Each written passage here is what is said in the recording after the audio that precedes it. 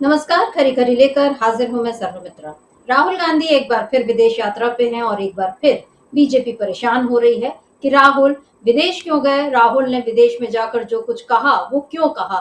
BJP का पूरा ध्यान राहुल गांधी पर लगा रहता है और ये कोई नई बात नहीं है। बीजेपी के लिए हमेशा से राहुल गांधी एक बड़ी चुनौती बने हुए हैं और जितनी भी कोशिश बीजेपी कर ले, चाहे वो संवैधानिक संस्थाओं के जरिए, चाहे जांच एजेंसियों के जरिए, चाहे सुप्रीम कोर्ट के जरिए, किसी भी तरह से राहुल गांधी को वो दबा नहीं पा रही, उनको अपने पथ से हिला नहीं पा रही और राहुल गांधी को डरा नहीं पा रही। और यही बीजेपी के लिए सबसे बड़ी परेशानी है कि राहुल गांधी आखिर दबते क्यों नहीं, झुकते क्यों नहीं और बीजेपी की जो मनमानी है, उसके जो भी काम है, उसको चुपचाप वो देखकर अनदेखा क्यों नहीं करते। क्योंकि राहुल गांधी देख रहे हैं कि गड़बड़ी है तो वो उस गड़बड़ी पर बोलते भी हैं और देश में तो वो बोलते ही हैं, विदेशी मंचों से भी राहुल गांधी इन बातों को, जो गड़बड़ियां हैं बीजेपी के जरिए जो की जा रही हैं देश में, खास तौर पे जो लोकतंत्र और संविधान को खत्म करने वाली जो काम है, जो चालाकियां हैं बीजेपी जो कर रही है, उस पर राहुल गांधी सवाल उठा रहे हैं। और ऐसा ही सवाल राहुल गांधी ने इस बार उठाया ब्राउन यूनिवर्सिटी में, अमेरिका में, बोस्टन में। राहुल गांधी अभी वहां पहुंचे हुए हैं, जहां उन्होंने भारतीय छात्रों से और ब्राउन यूनिवर्सिटी के जो फैकल्टी हैं उन लोगों के साथ बातचीत की। उस दौरान राहुल गांधी ने जो सवाल उठाया कि महाराष्ट्र चुनाव में जो गड़बड़ी थी उसका पूरा खुलासा राहुल गांधी ने किया। और ये पहली बार नहीं है, आप जानते हैं कि बेलगावी अधिवेशन में भी राहुल गांधी ने इस गड़बड़ी की तरफ बात की थी। उसके बाद दिल्ली में एक प्रेस कॉन्फ्रेंस की थी और राहुल गांधी के साथ थे संजय राउत और सुप्रिया सुले, और इन तीनों ने मिलकर बाकायदा आंकड़े देकर पूछा था चुनाव आयोग से कि आप बता दीजिए कि शाम 5 बजे से लेकर 7:30 बजे के बीच आखिर इतने सारे लोग कैसे आखिर वोट दे सकते हैं, ये कैसे संभव है। एक आदमी को वोट देने में लगते हैं अमूमन 3 मिनट, 3 से 5 मिनट, और कैसे ये संभव हो सकता है कि 2 घंटे में लाखों लोगों ने वोट डाल दिया और एकदम से वोटिंग का आंकड़ा बढ़ गया। और उसी तरह वोटिंग जो वोटर्स हैं उनकी भी संख्या एकदम से कैसे बढ़ गई पिछले 5 महीनों में। यानी जो लोकसभा चुनाव और विधानसभा चुनाव के बीच में इन 5 महीनों में एकदम से इतने सारे मतदाता कहां से बढ़ गए, ये सारे सवाल तब भी प्रेस कॉन्फ्रेंस में रखे गए थे। अभी फिर राहुल गांधी ने उन्हीं सवालों को ब्राउन यूनिवर्सिटी में उठाया और राहुल गांधी के शायद भाषण का ही बीजेपी इंतजार कर रही थी, क्योंकि एक बार जैसे ही राहुल गांधी ने बोला और बीजेपी ने अपनी पूरी जो फौज है, जो राहुल गांधी को तरह तरह से ट्रोल करती है, वो लोग उतर गए मैदान में जवाब देने के लिए। अच्छी बात यह है कि इस बार बीजेपी नेताओं के साथ साथ चुनाव आयोग ने भी जवाब दिया है, वरना होता यह है कि बीजेपी जवाब देती है चुनाव आयोग की तरफ से, क्योंकि कांग्रेस है या इंडिया गठबंधन के बाकी दल जब भी उन्होंने चुनाव आयोग पर सवाल उठाए, चुनाव आयोग कोई जवाब दे, सफाई दे, उससे पहले ही बीजेपी उसका बचाव करने आ जाती है और कांग्रेस को नसीहत देती है कि आप अपनी रणनीति सुधारो, आप तभी आपको जीत मिलेगी, वरना जनता ने तो आपको नकार दिया है। हालांकि बीजेपी जब ये बात बोलती है तो वो ये भूल जाती है कि इसी जनता ने लोकसभा में बीजेपी को भी बहुमत नहीं दिया और उसको भी बहुमत से रोक दिया है। तो नसीहतें देना बहुत आसान है, लेकिन जो सवाल है उनका सामना करना और उनका जवाब देना, या उनको गलत साबित करने के लिए, सही तरीके से गलत साबित करने के लिए जो काम करना चाहिए वो कठिन है। और बीजेपी इस कठिनाई से हमेशा खुद को बचाने की कोशिश में रहती है। उसका पूरा एजेंडा ये है कि किसी भी तरह से वो ध्यान डाइवर्ट करे। और इस समय कांग्रेस में जिस तरीके से सोनिया गांधी और राहुल गांधी पर नेशनल हेराल्ड का जो मामला चला है, उस पर जिस तरीके से बीजेपी लगी हुई है और उनको बिल्कुल अपराधी साबित करने में, और आज संबित पात्रा ने तो ये भी कह दिया कि वो जेल चले जाएंगे, यानी सोनिया गांधी और राहुल गांधी, तो वो किस आधार पे ये सारी बातें बोलते हैं, कैसे इनको पहले से फैसले पता होते हैं, ये भी एक आश्चर्य की बात है। लेकिन टाइमिंग देखिए तो समझ में आएगा कि इधर राहुल गांधी अमेरिका पहुंचे, वहां पर वो महाराष्ट्र चुनाव पर सवाल उठा रहे हैं। इधर नेशनल हेराल्ड के मामले में कांग्रेसी आज देश भर में, मतलब अभी आज से उन लोगों ने शुरू किया है और देश भर में अभी अगले 3-4 दिनों में प्रेस कॉन्फ्रेंस, कम से कम 57 शहरों में कांग्रेस के जो प्रवक्ता हैं वो बताएंगे कि कैसे बीजेपी एक जबरदस्ती का एक मामला खड़ा करके गांधी परिवार को निशाने पर ले रही है। तो ये कांग्रेस की अपनी रणनीति है और इस रणनीति से बीजेपी घबराई हुई है और इसीलिए बीजेपी ने अब फिर से राहुल गांधी और सोनिया गांधी पर प्रहार शुरू किए हैं। तो ये सारी टाइमिंग बता रही है। और इस टाइमिंग के साथ एक मुद्दा ये भी है कि वक्फ अधिनियम पर जो सुप्रीम कोर्ट में सुनवाई चली है, अभी 5 मई को अगली सुनवाई होनी है, और उस बीच देश में जो माहौल बना हुआ है उसमें कैसे सुप्रीम कोर्ट को निशाने पर लिया जा रहा है, ये भी हम देख रहे हैं। तो कुल मिलाकर बीजेपी के लिए इस समय काफी सारी चुनौतियां हैं, लेकिन सबसे बड़ी चुनौती है राहुल गांधी। और ये चुनौती बीजेपी के लिए तो है ही, वो मोदी के लिए बड़ी चुनौती बन गए हैं, क्योंकि मोदी को समझ नहीं आ रहा है कि वो आखिर किस तरीके से अपने आप को सही साबित करें। वो कुछ भी करते हैं लेकिन खुद उनके अपने ही उसकी पोल खोल देते हैं। जैसे निशिकांत दुबे ने जिस तरह से संजीव खन्ना पर आरोप लगाया, जो मुख्य न्यायाधीश हैं भारत के, उनको लेकर जिस तरीके की बेहुदा टिप्पणी की। इसके अलावा आज मोदी के ही जो निजी सचिव हैं, उनका ये कहना है कि देश को कितने रोजगार अभी क्रिएट करने होंगे, मतलब उन्होंने ये मान लिया कि बेरोजगारी है, तो यहाँ भी मोदी की पोल खुल गई। तो मोदी के अपने ही जो है वो सच्चाई को किसी न किसी तरह से सामने लाकर रख दे रहे हैं, भले ही अनजाने में हो, लेकिन मोदी के लिए इसमें चुनौती बढ़ रही है। और ऐसे में जब कांग्रेस उनसे पूछती है कि आप इसका जवाब दें, तो वो जवाब नहीं देते। जवाब के बदले में वो केवल राहुल गांधी पर आरोप लगाते हैं। और इस समय बीजेपी ने वही काम शुरू किया है, जिस तरीके से राहुल गांधी पर एक बार फिर से, चाहे देवेंद्र फडणवीस हैं, चाहे संबित पात्रा हैं, ये सारे लोग जिस तरीके से हमलावर हुए हैं, और अलग अलग, चाहे वो उत्तर प्रदेश के मंत्री हैं, चाहे महाराष्ट्र के मंत्री हैं, चाहे ओडिशा के मंत्री हैं, सारे लोग हर जगह की जहां बीजेपी सरकारें हैं वहां के मंत्री इस समय राहुल गांधी के जो का बयान है बोस्टन में दिया गया, उसको गलत बता रहे हैं, और बता रहे हैं कि राहुल गांधी किस तरह से वैश्विक मंच से भारत का अपमान करते हैं। हालांकि ऐसा करते हुए वो लोग ये भूल रहे हैं कि ये मोदी ही थे जिन्होंने कहा था कि 2014 से पहले भारत में पैदा होना शर्म की बात मानी जाती थी। पूछते थे लोग कि हमने कौन सा पाप किया है पिछले जन्म में।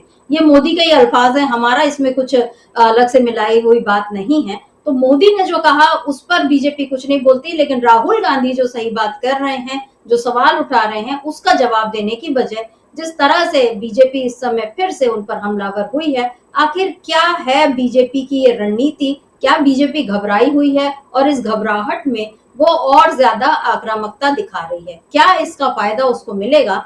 आज इसी पर हम खरी खरी चर्चा करेंगे। हमारे साथ जुड़े हुए हैं राकेश पाठक जी। राकेश जी नमस्कार, स्वागत है आपका इस कार्यक्रम में। राकेश जी, अभी हमने देखा कि, नमस्कार, राहुल गांधी बोस्टन पहुंचे और उन्होंने ब्राउन यूनिवर्सिटी में जो कुछ कहा वो बाइट हम सुनाएंगे अपने दर्शकों को। उन्होंने जो सवाल उठाया, उन्होंने कहा कि फिजिकली ये चीज पॉसिबल नहीं है कि शाम 5 बजे से 7:30 के बीच इतने वोट एकदम से बढ़ जाए, और वोटर्स की संख्या भी जो है वो वयस्क आबादी से कहीं ज्यादा है, और ये ऐसे कैसे संभव हो सकता है? और जब हमने चुनाव आयोग से ये कहा कि आप हमको इसके वीडियो फुटेज दिखाइए, तो बजाय वीडियो फुटेज दिखाने के उन लोगों ने नियम ही बदल दिया। ये सिस्टम की गड़बड़ी है। उनका जो वाक्य था वो यही था कि ये सिस्टम की गड़बड़ी है। तो राहुल गांधी ने जिस तरह से सिस्टम की गड़बड़ी पर सीधे सीधे खुलकर बात कर दी है, बीजेपी को ये बात चुभ रही है। क्यों चुभ रही है बीजेपी को ये बात? क्योंकि दो ही कारण हो सकते हैं, या तो आप एकदम सच्चे हैं या आप झूठे हैं और आप उस पर पर्दा डाल रहे हैं और आपको डर लग रहा है कि वो पर्दा जो है वो कहीं हट न जाए। क्या लगता है यहाँ पर बीजेपी के भड़कने का असली कारण क्या लगता है आपको? देखिए, भारतीय जनता पार्टी इस बात पर भड़के कि विदेशी धरती पर दुनिया के किसी दूसरे कोने में जाकर राहुल गांधी ने देश का अपमान किया है, तो इससे ज्यादा हास्यास्पद बात दूसरी नहीं हो सकती।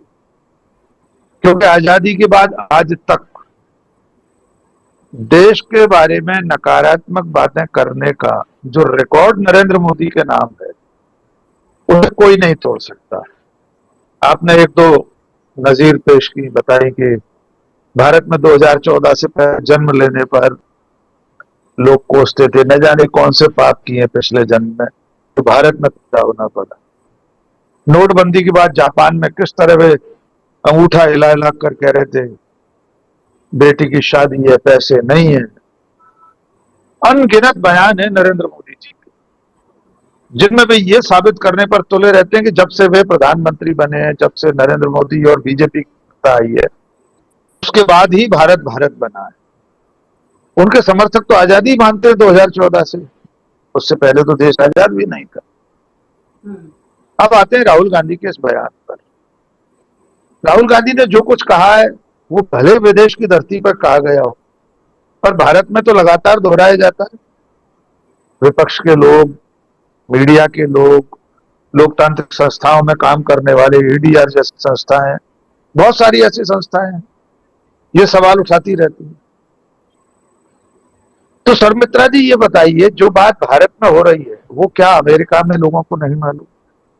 अमेरिका में जो कुछ हो रहा है वो हम लोगों को नहीं मालूम क्या? ये दुनिया ग्लोबल विलेज है। The world is a global village.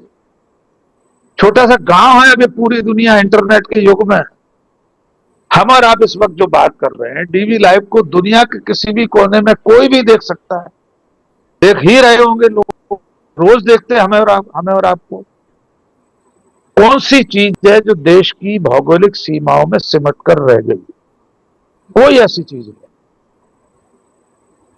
अगर अमेरिका में इंटेलिजेंस एजेंसी की डायरेक्टर तुलसी गबार्ड ये कहें कि ईवीएम भरोसे की चीज नहीं है, वे अपने देश के चुनाव में, अपने राष्ट्रपति के चुनाव में गड़बड़ियों को स्वीकार कर रही हैं।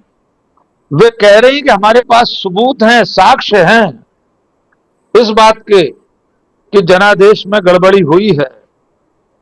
वोटर जो जनादेश देना चाहता था, उसकी जो मंशा थी वो ईवीएम में उस तरह दर्ज नहीं हुई।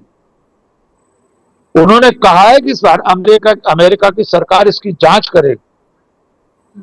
तो क्या तुलसी गबार्ड ने, डोनाल्ड ट्रंप, अमेरिका की सरकार या अमेरिका की छवि को नष्ट करने का काम किया है? वे तो उसी सरकार की इंटेलिजेंस की डायरेक्टर हैं एजेंसी।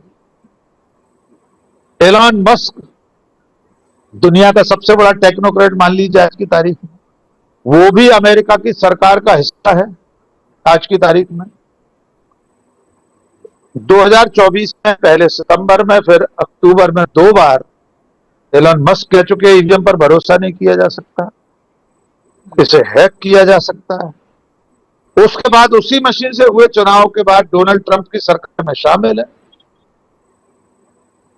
उनके विभाग का नाम डीओजी है, डिपार्टमेंट ऑफ गवर्नमेंट एफिशिएंसी। तो जब एलन मस्क कहे ईवीएम भरोसे के लायक नहीं है, उसे हैक किया जा सकता है, तुलसी गबार्ड कहे अमेरिका में बैठकर दुनिया के तमाम सारे देश ईवीएम का इस्तेमाल बंद कर चुके हैं, जिन्होंने किया शुरू और फिर बंद कर दिया। बहुत सारे देशों ने तो आज तक उससे चुनाव कराया ही नहीं। तो राहुल गांधी ने अगर अमेरिका में जाकर बोस्टन में कह दिया किसी ब्राउन यूनिवर्सिटी में, तो कौन सा पहाड़ टूट पड़ा, कौन सा आसमान टूट पड़ा है? सिस्टम की खामियां दुनिया को मालूम है। भारत में जो कुछ हो रहा है पूरी दुनिया को मालूम। अभी एक दुनिया की बहुत बड़ी संस्थान है, अमेरिका की एक एजेंसी ने भारत की दशा को लेकर जो रिपोर्ट जारी की है, पिछले महीने की बात है, मार्च की, कि भारत में लोकतंत्र तानाशाही वाले लोकतंत्र में बदल चुका है।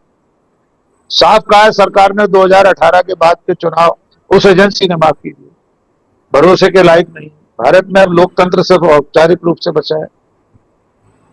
तो जब सारी दुनिया इस बात को मानती और जानती, तो राहुल गांधी अकेले उसमें क्या कर सकते हैं? सिस्टम की खामी आप यहां बताएं या हवाई जहाज से उड़कर भारत की सीमा के बाहर बताएं, उससे क्या फर्क पड़ेगा? चुनाव आयोग और भारत सरकार को उन खामियों को दूर करने की कोशिश करना चाहिए, बजाय राहुल गांधी पर हमलावर होने से। महाराष्ट्र के जो आंकड़े उस दिन प्रेस कॉन्फ्रेंस में बताए गए थे, उसका जवाब तो आज तक चुनाव आयोग नहीं दे सका। क्या जवाब है 5:30 बजे के बाद इतने वोट बढ़ जाने का? तो मैं ऐसा मानता हूं कि बीजेपी को तो हमलावर हो रहा है। बीजेपी और उसके सोशल मीडिया सेल के लोग, उसके मंत्री संतरी, पूरी सरकार खुर्दबीन लेकर बैठे रहते हैं कि राहुल गांधी विदेश में जाकर कुछ बोले, न भी बोलते हैं तो कट पेस्ट करके सुपर पोस्ट करके उनके वीडियो को, फोटो को कट पेस्ट करके वायरल कर दिया जाता है कि मानो राहुल गांधी विदेश में जाकर भारत की चरित्र हत्या कर रहे हैं। जबकि ये काम सबसे ज्यादा भारतीय जनता पार्टी के लोग, खुद प्रधानमंत्री, उनका विचार परिवार, यही लोग सबसे ज्यादा कर रहे हैं। तो उन्हें पहले अपने गिरेबान में झांकने की जरूरत है। जी सर। जी बिल्कुल, और अपमान की बात निकली है। अगर इन लोगों को इतना लगता है कि भारत का अपमान विदेशी धरती पर राहुल गांधी कर रहे हैं, तो जब उसी धरती से भारतीयों को हथकड़ी और जंजीरों में बांध कर हवाई जहाज में बैठा कर रवाना किया गया था, उससे बड़ा अपमान तो कुछ नहीं हो सकता। लेकिन तब भी इन लोगों ने कुछ नहीं बोला, ना आज तक मोदी जी की उस पर कोई सफाई आई है कि दो तीन बार इस तरह से विमान आ चुके हैं, अब आगे ऐसा ना हो इसके लिए उन्होंने क्या इंतजाम किए। बल्कि आप अभी वो अमेरिकी राष्ट्रपति आए हुए हैं भारत, और अब उनके साथ वापस मोदी जी उनके बच्चों के साथ खेलते बातें करते दिखेंगे, मुस्कुराते हुए, और फिर बड़ी बड़ी बातें होंगी। लेकिन जो असली मुद्दे हैं उन पर से ध्यान भटक जाएगा। लेकिन राहुल गांधी उस ध्यान को भटकने नहीं दे रहे हैं, ये बीजेपी की सबसे बड़ी परेशानी है। सुन लेते हैं कि राहुल गांधी ने क्या कुछ कहा बोस्टन में, और उसके बाद हम ये सुनते हैं कि देवेंद्र फडणवीस किस तरीके से राहुल गांधी की बातों का को काटने की कोशिश कर रहे हैं, लेकिन उसमें भी वो कहीं ना कहीं मोदी को ही फंसाते हुए दिख रहे हैं। पहले सुन लेते हैं राहुल गांधी ने क्या कुछ कहा। In simple terms, more people voted in the Maharashtra assembly elections than there are adults in Maharashtra. This is the fact. And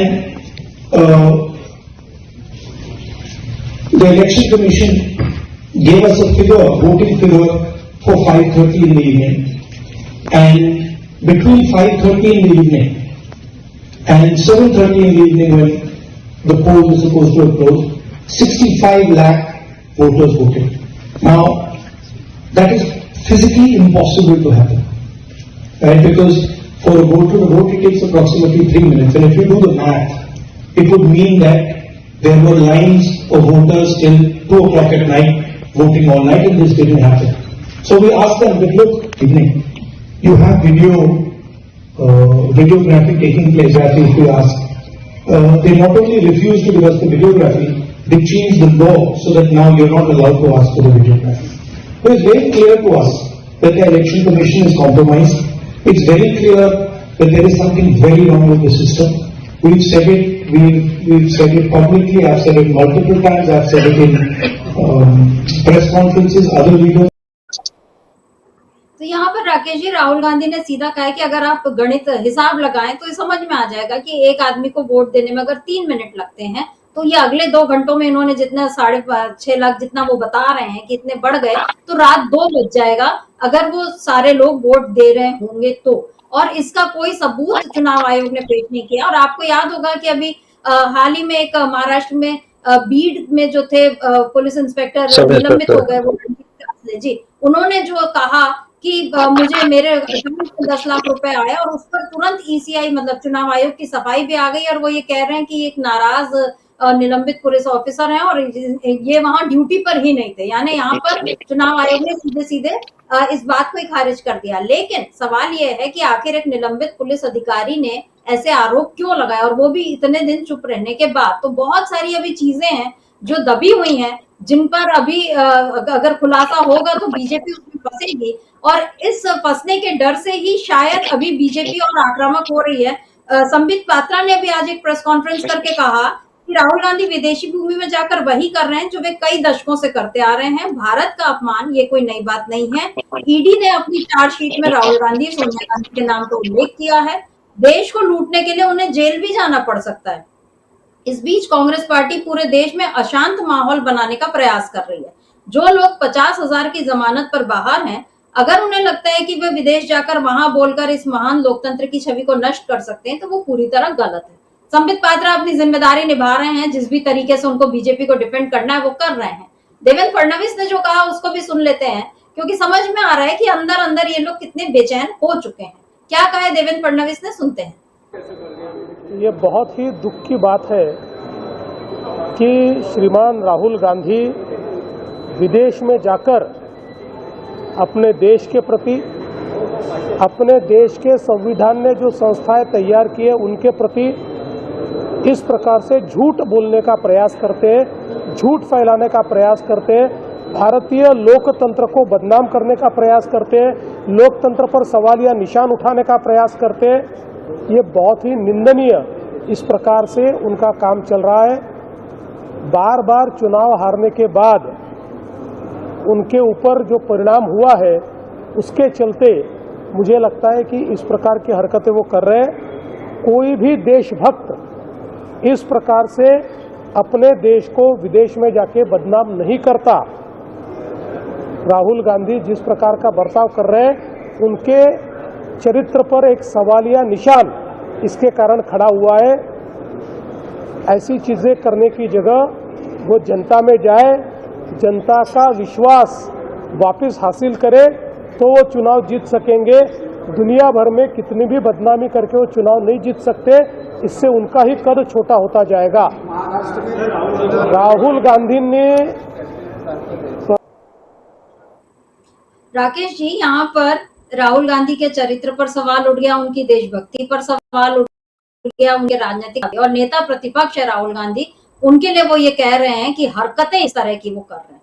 तो यहाँ पर जो बातें कि विदेश जाकर उन्होंने अपमान किया, तो वही बात जो शुरू में हमने कही कि मोदी ने भी तो इस तरह से अपमान किया था, तो क्या ये मोदी के चरित्र पर भी, उनकी देशभक्ति पर भी सवाल है देवेंद्र फडणवीस का? एक सवाल तो आपसे ये है। दूसरी बात, अभी नागपुर हाईकोर्ट ने जो हाईकोर्ट की जो बेंच है, नागपुर बेंच, उसने देवेंद्र फडणवीस को 8 मई तक अपना जवाब दाखिल करने कहा है इस मामले में कि चुनाव में कोई गड़बड़ी हुई है। दरअसल जो फडणवीस जीते हैं नागपुर दक्षिण पश्चिम का चुनाव, तो उनके खिलाफ कांग्रेस के जो उम्मीदवार थे प्रफुल्ल गुट्टे, उन्होंने ये कहा था कि चुनाव प्रक्रिया का ठीक से पालन नहीं किया गया, गड़बड़ी हुई है। और ऐसी कम से कम 26 याचिकाएं और भी हैं जो महाराष्ट्र में इस तरह से अदालतों में दाखिल हुई हैं महायुति के उम्मीदवारों के खिलाफ, जो जीत चुके हैं उनके खिलाफ, कि चुनाव में गड़बड़ी हुई है। तो उस पर अभी हाईकोर्ट ने देवेंद्र फडणवीस को ये कहा है कि आपको 8 मई तक जवाब देना है।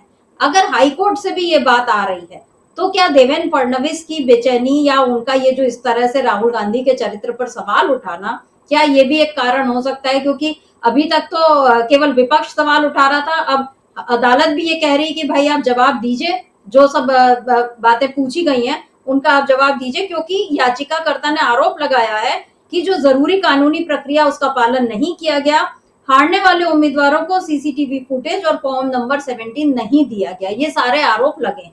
क्या कहेंगे राकेश जी?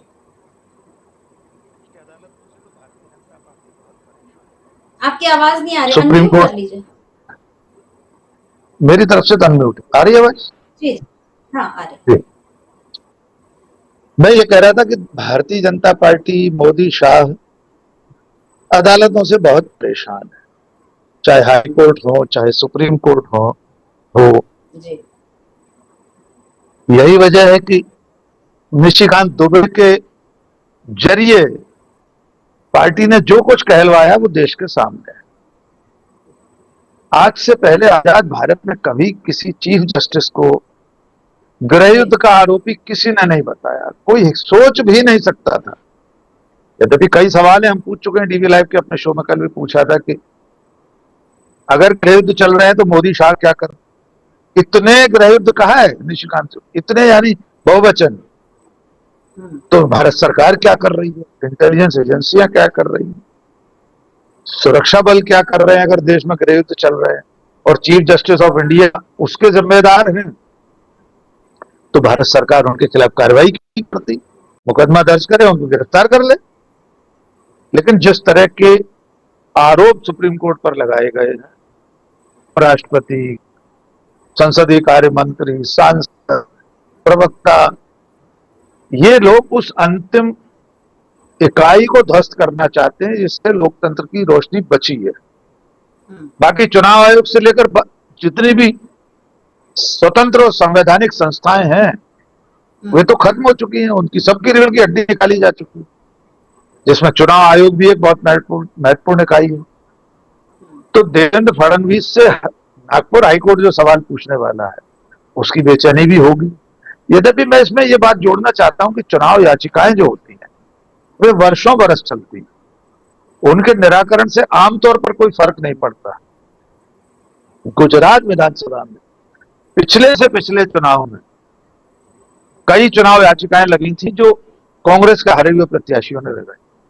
उनमें कम से कम 3 या 4 ऐसे मामले हैं जिनमें विजयी भारतीय जनता पार्टी प्रत्याशी के चुनाव को अदालतों ने या चुनाव आयोग ने रद्द निरस्त घोषित किया, लेकिन वे इतने साल बाद फैसले हुए, फिर उन पर अगली अदालत से स्टे ले लिया गया। मध्य प्रदेश में डॉक्टर नरोत्तम मिश्रा जो बाद में गृह मंत्री बने, 3 विधानसभा चुनाव हो गए उसके बाद, लेकिन एक चुनाव में पेड न्यूज के मामले में वे दोषी पाए गए थे। चुनाव आयोग ने उन दोष सिद्ध पाया था, लेकिन उसके बाद हाई कोर्ट और सुप्रीम कोर्ट में स्टे चल रहा है और वो आज तक चल रहा है, उसका कोई निराकरण नहीं हुआ। 2 बार और चुनाव जीत लिए वे, तीसरी बार चुनाव हार भी गए।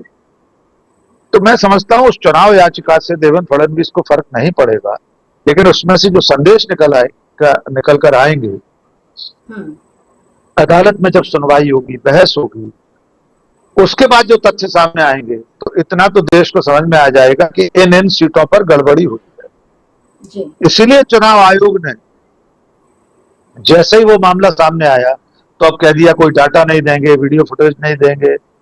चुनाव आयोग सरकार को बचाने के लिए फौरन से पेशतर मैदान में आ जाता है, जबकि उसकी जिम्मेदारी ये है कि चुनाव की पारदर्शिता और विश्वसनीयता बनी रहे। इसके लिए विपक्ष जो मांग रहा है वो उपलब्ध करा दे। एक ट्रांसपेरेंट सिस्टम में जितना आप छुपाने की कोशिश करेंगे उतनी ट्रांसपेरेंसी बाधित होगी। तो मैं ऐसा मानता हूं कि बीजेपी इस वक्त परेशान है अदालतों से, कांग्रेस पार्टी से, राहुल गांधी से। इसलिए मैं लौटना चाहूंगा संबित पात्रा के उस बयान पर कि उनके खिलाफ ईडी का मुकदमा है, वे जेल भी जा सकते हैं जी। असल तैयारी सर मित्रा जी सोनिया गांधी, राहुल गांधी और कांग्रेस के शीर्ष नेतृत्व को जेल भिजवाने की। राहुल गांधी पर 1.5-2 दर्जन मुकदमे दर्ज हैं, देश भर में अलग अलग जगह तारीखों पर जाना पड़ता है। उनकी नागरिकता को लेकर वो मुकदमा चल रहा है कि राहुल गांधी तो भारत के नागरिक ही नहीं है, पर दोहरी नागरिकता, इसलिए भारत की नागरिकता छीन ली जाए। ये सारी कोशिशें ये बताती हैं कि बीजेपी, मोदी, शाह अदालतों के बाद अगर किसी से परेशान है तो उसका नाम है राहुल गांधी। इसलिए आज राहुल गांधी के अमेरिका में दिए गए बयान पर पूरी सरकार टूट पड़ी है। लेकिन हर बार उनसे यह सवाल पूछना पड़ेगा कि जब प्रधानमंत्री नरेंद्र मोदी विदेशी धरती पर देश के खिलाफ इतने ज्यादा आपत्तिजनक बयान देते हैं जिन्हें कोई सच्चा भारतवासी, कोई सच्चा देशभक्त बर्दाश्त नहीं कर सकता। राहुल गांधी ने तो सिस्टम की बात की, नरेंद्र मोदी ने तो भारत में जन्म लेने को किसी पाप का दंड बताया था। वो तो इस पवित्र भारत भूमि के अपमान की पराकाष्ठा थी। पूरे भारतवासियों को चोर बताया था उन्होंने जापान में, कि लोगों ने नदी में पैसे बहा दिए नोटबंदी होते ही, कूड़े में फेंक दिए, न जाने क्या क्या कहा था। तो क्या भारत के सारे लोग नोटबंदी की रात में बेईमान और चोर थे? सारे लोग काला धन रखने वाले थे। जिस गरीब की बेटी के घर में पैसा नहीं था शादी के लिए, नरेंद्र मोदी के शब्दों में, क्या वो गरीब भारतीय चोर था, डाकू था, ब्लैक मार्केटियर था? कौन था आखिरकार वो? तो नरेंद्र मोदी ने तो देश का अपमान किया है, राहुल गांधी ने सिस्टम की बात की। मैं साफ कह रहा हूं, अगर राहुल गांधी भी किसी दिन देश के खिलाफ कोई बात कहेंगे तो हम और आप उनकी वैसी ही मीमांसा और आलोचना करेंगे जैसे आज नरेंद्र मोदी के बयानों को कर रहे हैं। लेकिन किसी सिस्टम की खामी उजागर करना, जो कि वैसे ही जग जाहिर है, दुनिया में किसको नहीं मालूम कि भारत में क्या क्या हो रहा है।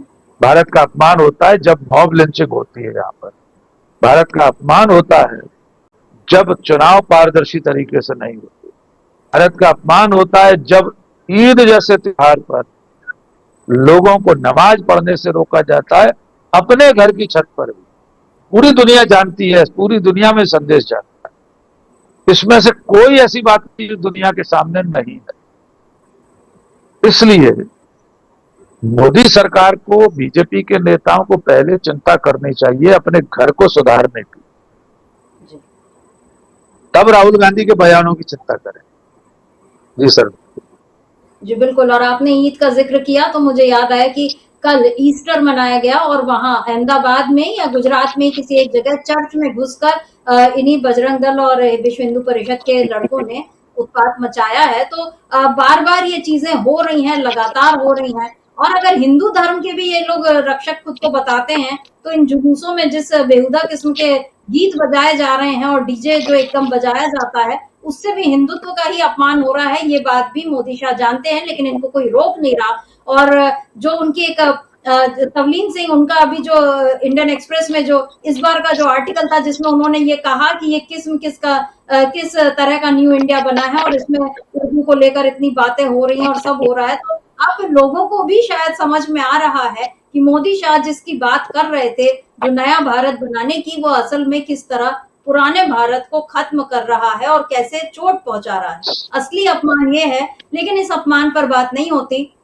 अपमान की बात निकली है तो मणिपुर को लेकर भी जिस तरह अमेरिका में मोदी के जाने पर प्रदर्शन हुआ, या यूरोपियन यूनियन की संसद में इसके खिलाफ प्रस्ताव पारित हुआ, ये सारी बातें असल में ये देश का अपमान है और ये मोदी करवा रहे हैं ये देश का अपमान, लेकिन इस पर बीजेपी कुछ नहीं बोल रही। बहरहाल राहुल गांधी को जो घेरा जा रहा है बीजेपी की तरफ से, उसमें कांग्रेस तो बचाव कर ही रही है, लेकिन मनोज झा जो कि आरजेडी सांसद हैं, उन्होंने जो कुछ कहा उसको भी सुन लेते हैं, क्योंकि जरूरी बात है। मनोज झा भी एकदम वाजिब सवाल उठाते हैं और बीजेपी उनसे भी घबराती है। क्या कुछ कह रहे हैं मनोज झा, सुन लेते हैं। सर, राहुल गांधी यूएसए के दौरे पर है। कल बोस्टन यूनिवर्सिटी में जो उन्होंने बयान दिया, उन्होंने कहा, इलेक्शन कमीशन पर उन्होंने सवाल उठाया। उन्होंने कहा कि इसकी विश्वसनीयता लगातार संदेह के घेरे में। साथ में उन्होंने महाराष्ट्र चुनाव का जिक्र करते हुए कहा कि 2 घंटे के अंदर 65 लाख वोटर पड़ गए। नहीं, मुझे ये बताइए, बॉस्टन में बोला ये गलत है या ये बात गलत है? ये हमें तय करना होगा ना। अब अगर आप उस थियरी को मानते हैं कि विदेश में जाकर के थी, तो ये तो एक सर्टेन इंस्टीट्यूशंस की जिसकी इंटरनेशनल रिप्यूट थी, क्या हाल के वर्षों में उसमें कमी नहीं आई है? अब आइए दूसरे पहलू पर कि विदेश जाकर के, तो मैं प्रधानमंत्री जी से भी यही आग्रह हमेशा करता रहा। प्रधानमंत्री जी ने यहां तक कह दिया कई दफा, 14 से पूर्व, न जाने 14 क्या उनके लिए, सिवाय उनके सत्ता में आने के, कि उससे पूर्व देश में लोग कहां पाप कर दिया, कहां यहां पैदा हो गया, इस तरह की बातें। और अपने विपक्ष को लेकर के भी जिस तरह का संवाद वो बाहर जाके करते हैं, तो मेरा मानना है कि उस नजरिए से देखिए, ये तो बहुत ही सॉफ्ट एक ऐसा स्टेटमेंट है जो ऐसा नहीं है कि विदेश के अखबारों में भी छपा हो पहले। सर, बिहार आज पटना पहुंचे हैं। राकेश जी, यहाँ पर मनोज झा ने वही बातें कही जो अभी हम लोग कर ही रहे थे। इतना जो हम लोगों ने कहा, करीब करीब वही बात उनकी भी है। लेकिन यहाँ पर जरूरी चीज ये है कि ऐसा नहीं है कि कांग्रेस अकेले जो है वो राहुल गांधी का बचाव कर रही है या वो सवाल उठा रही है। हम देखते हैं कि शिवसेना या आरजेडी या सपा, सारे दल जो हैं ये इसी तरह की बात उठाते रहे हैं और लगातार करते रहे हैं। ऐसे में बीजेपी जो बार बार ये कहती है कि इंडिया गठबंधन, एक तो उसके नजर में इंडिया गठबंधन कुछ है ही नहीं, वो उसको इंडी गठबंधन जिस तरह से बोलती है, और उसके अलावा जो ये बार बार उसके दावे होते हैं कि विपक्ष जो है वो कमजोर है, यहाँ पर क्या विपक्ष कमजोर दिख रहा है? और ये कैसी कमजोरी है कि इसके विपक्षी नेताओं के 1-2 बयान से पूरी बीजेपी हिल जाती है और ऊपर से नीचे तक सबको मोदी शाह के बचाव में खड़ा हो जाना पड़ता है? देखिए, विपक्ष कमजोर नहीं है, इसी बात से तो बीजेपी परेशान। कांग्रेस हो, समाजवादी पार्टी हो, राजद है, जितने भी इंडिया गठबंधन के सहयोगी साथी हैं, वो सब एकता के साथ अभी डटे हुए हैं। हम नहीं जानते आने वाले समय में क्या होगा। जैसा मनोज कुमार झा ने जो कुछ कहा, वही हम लोग इतनी देर से चर्चा कर रहे हैं जी। जो बात तार्किक है, वो कोई भी तर्कपूर्ण व्यक्ति, तर्कशील व्यक्ति वही बात कहेगा। उन्होंने भी प्रधानमंत्री के उसी बयान का हवाला दिया, न जाने कौन से पाप किए थे कि भारत में पैदा होना पड़ा। असल में देश का अपमान तो सर मित्रादि तब होता है जब दुनिया की सबसे प्रतिष्ठित मैगजीनों में से एक टाइम मैगजीन कवर पे छपती और लिखती है, divider in chief, India's divider in chief. अब देश का अपमान होता है। देश का अपमान तब होता है जिसका आपने शुरू में जिक्र किया था कि 3-3 बार मालवाहक जहाज में भारत के लोग हथकड़ी बेड़ी में स्वदेश वापस आते, तब का अपमान होता है। छोटे से छोटे देश अपने नागरिकों को ससम्मान वापस ला रहे हैं। कोलंबिया से तो जहाज वापस लौट गया था अमेरिका का, उतरने नहीं दिया था। फिर वहां के राष्ट्रपति ने खुद अपना प्लेन भेजा, जब नागरिक आए तो रिसीव किया खुद जहाज में चढ़कर ऊपर, तब अपमान होता है। आपने जेडी वेंस भारत यात्रा का, भारत के प्रवास का जिक्र किया। जयराम रमेश ने पूछा है कांग्रेस के नेता ने भारत सरकार से, पहला ही सवाल उन्होंने पूछा, 5-6 सवाल पूछे हैं कि अमेरिका के उपराष्ट्रपति आ रहे हैं, क्या आप उनसे प्रवासी भारतीयों के अपमानजनक भारत वापस भेजे जाने के मुद्दे पर बात करेंगे? इसी सवाल में उन्होंने ये भी पूछा है कि भारतीय छात्रों को एडमिशन मिलने के बावजूद वीजा नहीं दिया जा रहा, भारतीयों को वहां प्रवेश नहीं दिया जा रहा है, क्या आप उस पर बात करेंगे? अपमान तब होता है शर्मित्रा जी, जब अमेरिका का राष्ट्रपति व्हाइट हाउस में बैठकर प्रधानमंत्री की मौजूदगी में एक तरफा टैरिफ थोपने का ऐलान करता है। सवाल उनसे पूछा जाता है और अमेरिका का राष्ट्रपति कहता है, यद्यपि ये सवाल पूछा तो आपसे गया था, लेकिन मैं जवाब दिए देता हूं। तब अपमान होता है। अपमान तब होता है कि जब एक तरफा टैरिफ लागू भी कर देता है अमेरिका और आप एक लाइन का बयान जारी नहीं कर पाते। बड़ी मुश्किल से वाणिज्य मंत्रालय बाद में कहता है या विदेश मंत्रालय कि हम इसका अध्ययन कर रहे हैं। चीन और छोटे छोटे देश आईना दिखा रहे हैं अमेरिका को टैरिफ के मामले में। वो है देश का अपमान, जिसमें हमारा देश चुपचाप हाथ पर हाथ रखे बैठा है। मैं फिर लौटता हूं राहुल गांधी के बयान पर, जो मनोज कुमार झा ने कहा कि ये बात तो विदेशी अखबारों में भी छपी होगी। जब राहुल गांधी, संजय राउत ने प्रेस कॉन्फ्रेंस की थी और शायद सुप्रिया चतुर्वेदी, क्या नाम उनका, सुप्रिया सुले, तो सुप्रिया सुले, क्षमा कीजिए, क्या वो press conference Reuter, ANI, PTI, UNI से रिलीज नहीं हुई? क्या दुनिया के तमाम संचार माध्यम भारत के नेता प्रतिपक्ष के प्रेस कॉन्फ्रेंस करने को इतने हल्के में लेता है? कहीं तो सिंगल कॉलम खबर छपी होगी न्यूयॉर्क टाइम्स में कि भारत का चुनाव जो संपन्न हुआ उस पर ये आरोप लग रहे हैं। और वो तो अमेरिका है, वहां की तो नेशनल सिक्योरिटी एजेंसी की डायरेक्टर अपनी ही सरकार के चुनाव पर सवाल कर रही, जांच कराने की घोषणा कर रही है। इसलिए मैं स्पष्ट मानता हूं राहुल गांधी ने कोई ऐसा अपमान नहीं किया। हाँ, अगर वे मोदी जी जैसा बयान देते भारत के सम्मान के खिलाफ तो हम पुरजोर आवाज में उसका विरोध करते। बीजेपी कुल मिलाकर नॉन इशू को इशू बनाने की कोशिश करती है, क्योंकि विपक्ष जिनको इशू बना रहा है वो असली इशू वही है। लोकतंत्र पर जो खतरा है उसको लेकर राहुल गांधी या कांग्रेस या विपक्ष के लोग जो सवाल कर रहे हैं, असली मुद्दे वो हैं। मुद्दा ये नहीं है कि राहुल गांधी ने बात कहां कही, वो बात दिल्ली में भी कही थी। वो उड़ते हवाई जहाज में प्रेस कॉन्फ्रेंस करके कह दें, क्या फर्क पड़ेगा? ऑन बोर्ड प्रेस कॉन्फ्रेंस कर लें। सवाल ये जो कहा वो सही है या नहीं, कहा इससे क्या फर्क पड़ता है? जैसा मैंने शुरू में कहा कि दुनिया क्या बताई, आप मुझे बताइए, तुलसी गबार्ड ने जो बयान दिया क्या भारत के अखबारों में नहीं छपा? क्या भारत की न्यूज पोर्टल्स, वेबसाइट्स में नहीं छपा? क्या चैनलों पर नहीं आई खबर वो कि तुलसी गबार्ड ने कहा है कि ईवीएम संदिग्ध है, हैक की जा सकती है?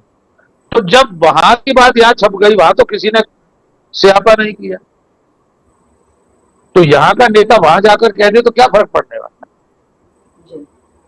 सवाल जो उठाए गए राहुल गांधी द्वारा उनके जवाब देना चाहिए, बजाय राहुल गांधी को ट्रोल कर देना। जी बिल्कुल। और राहुल गांधी को ट्रोल करके ही शायद बीजेपी की राजनीति चल रही है। पहले वो राम मंदिर और हिंदुत्व के आधार पर चलाती थी, अब राहुल गांधी उसके सेंटर पॉइंट में आ चुके हैं। तो बीजेपी अपना काम कर रही है, लेकिन इस बीच जो ध्यान भटकाने वाली बात है, तो अभी राहुल गांधी के बयान को लेकर जो ऐसा नहीं है कि केवल बीजेपी के जो राष्ट्रीय प्रवक्ता है या जो चाहे देवेंद्र फडणवीस, केवल इन लोगों ने बयान दिया, बाकायदा बहुत सारे अलग अलग राज्यों के बीजेपी नेताओं से राहुल के खिलाफ बुलवाया गया है। तो क्या इसकी एक वजह निशिकांत दुबे भी हैं, जिनके कारण बीजेपी पर इस समय काफी सवाल उठे? और जो जेपी नड्डा ने जिस तरह से किनारा कर लिया कि नहीं भाई, पार्टी का इससे कोई लेना देना नहीं है, हालांकि अभी तक कोई अनुशासनात्मक कार्रवाई जो है वो नहीं हुई है, ना मोदी ने एक लाइन का भी खेद जताया कि भाई हमारे चीफ जस्टिस के खिलाफ इस तरह की बात नहीं होनी चाहिए, कुछ नहीं बोला मोदी ने। लेकिन आज निशिकांत दुबे का एक और ट्वीट आया जो हेमंता बिस्व शर्मा के पोस्ट को उन्होंने रिपोस्ट करके लिखा है, और वो शायरी जो फानी बदायूनी की शायरी है उसको वो जिक्र कर रहे हैं कि जिंदगी जब्र है और जब्र के आसार नहीं, हाय इस कैद को जंजीर की दरकार नहीं। ये जो बात बोली है निशिकांत दुबे ने, इसकी व्याख्या किस तरह से आप करेंगे राकेश जी? क्योंकि यहाँ पर वो बता रहे हैं कि जब्र भी है जिंदगी और उसके आसार भी नहीं दिख रहे, और कैद भी है और जंजीर की दरकार भी नहीं दिख रही। क्या कहेंगे इसको लेकर? निशिकांत दुबे पता नहीं किस कैद की बात कर रहे हैं, लेकिन मुझे दूसरा खतरा ज्यादा दिखाई दे, असली वाली कैद के आसार दिखाई दे। आज सुप्रीम कोर्ट के जो भविष्य में बनने वाले चीफ जस्टिस हैं गवाई साहब, उनकी और उनके एक सहयोगी की बेंच ने याचिकाकर्ताओं से कह दिया है निशिकांत के मामले में कि आपको हमसे इजाजत लेने की जरूरत नहीं है, आप तो कंटेम्प्ट फाइल कीजिए, और अगर सुप्रीम कोर्ट के चीफ जस्टिस की अवमानना का मुकदमा चला और जिसमें सिद्ध करने के लिए बहुत बड़ी कवायद की जरूरत नहीं है, स्वयं सिद्ध है। एक तो इसलिए सिद्ध है कि उनका बयान बाकायदा सार्वजनिक जीवन में है, उपलब्ध है, तो ये दावा नहीं कर सकते कि उन्होंने नहीं कहा कि ये कट पेस्ट है, किसी ने डिस्टॉर्ट करके वीडियो बना दिया है। इसलिए भी नहीं कह सकते उनकी पार्टी के राष्ट्रीय अध्यक्ष ने उससे पल्ला झाड़ दिया है, यानी राष्ट्रीय अध्यक्ष ने स्वीकार किया कि निशिकांत दुबे ने ये जो बोला। तो मुझे उनके शेर की जो दूसरा मिसरा है कैद वाला, तो मुझे आसार उनके असली कैद के दिखाई दे रहे हैं। तिहाड़ में कहीं प्रतीक्षा उनकी चल रही होगी। दूसरी बात यह है जी, नहीं आप बोलिए जी। तो बीजेपी इस वक्त निशिकांत दुबे के बयानों से घिरी हुई है, इसलिए उस पर पर्दा डालने के लिए राहुल गांधी के मुद्दे को उभार रही है। उसको कोई सूझ नहीं रहा, इसलिए टूल किट जारी किया गया। सारे बीजेपी के प्रदेश अध्यक्ष, सारे राज्यों के मुख्यमंत्री, सारे प्रवक्ता, पन्ना प्रमुख तक इस पर बयान थे कि राहुल गांधी ने देश का अपमान किया है। और जैसे ही हमारा पलट कर ये पूछेंगे, जैसे अभी मनोज कुमार झा ने पलट कर पूछ लिया पत्रकार से कि मोदी ने जो कहा था वो अपमान था, तो किसी के पास जवाब नहीं होगा, न पत्रकार पर न बीजेपी के प्रवक्ताओं पर। लेकिन उनकी पूरी कोशिश ये है कि निशिकांत दुबे का मामला किसी तरह ठंडा हो जाए, उस पर धूल डालने की कोशिश है। और आपने देखा होगा हमेशा ही जब सरकार फंसती है, बीजेपी किसी मुद्दे पर फंस जाती है, तो कोई दूसरा मुद्दा लेकर आ जाती है, चाहे वो औरंगजेब की कब्र का मुद्दा हो या और ऐसे तमाम मुद्दे हो, सड़क पर नमाज का मुद्दा हो। तो नॉन इश्यू को इश्यू बनाकर असली इश्यू से ध्यान लोगों का और देश का भटकाने की कोशिश है, इसके सिवा कुछ नहीं। जी बिल्कुल। और निशिकांत दुबे ने जिस तरीके से जो भी उनकी मन की पीड़ा है वो व्यक्त की है, तो उसमें मुझे ये भी देखकर आश्चर्य हो रहा है कि उनको संस्कृत का कोई श्लोक ध्यान नहीं आया, क्योंकि जितना सनातनी और संस्कृति और संस्कृत को जोड़ते हैं उनको याद आ रहा है। तो एक शेर याद आ रहा है, और वो भी पानी बदायूनी का। वहां पर उनको हिंदू मुसलमान, बहुत अच्छी बात है, यहाँ पर वो भूल रहे हैं और उर्दू को अपने अभिव्यक्ति में वो शामिल कर रहे हैं, तो इस चीज का हम स्वागत ही करते हैं। लेकिन कम से कम अब बाकियों को ये चीज समझनी चाहिए, क्योंकि अभी अदालत ने भी एक टिप्पणी की थी कि भाई उर्दू भी इसी देश की भाषा है, उसको जबरदस्ती आप एक अलग वो मत करिए। निशिकांत दुबे ने एक ये काम तो खैर अच्छा किया है, जो भी उनकी मन की पीड़ा थी उसको उन्होंने शायरी के जरिए व्यक्त किया। लेकिन देखना ये होगा कि ऐसी बातें करने के बाद भी क्या उनकी मुसीबतें कम होंगी, या बीजेपी की मुसीबतें कम होंगी, या राहुल गांधी को घेरने से क्या चुनाव आयोग जो उस पर जो सवाल उठ रहे हैं वो सवाल खत्म हो जाएंगे। ये सारी चीजें देखने वाली हैं, और आगे भी हम इस पर चर्चा करेंगे। देखते हैं राहुल गांधी जब लौट कर आते हैं तो क्या कुछ और उन पर सवाल किए जाते हैं, कहाँ कौन सा नया मुकदमा दर्ज किया जाता है, ये सारी बातें भी देखने की होंगी। तो राकेश जी, आज की इस चर्चा में हिस्सा लेने के लिए बहुत बहुत शुक्रिया, और शुक्रिया आप तमाम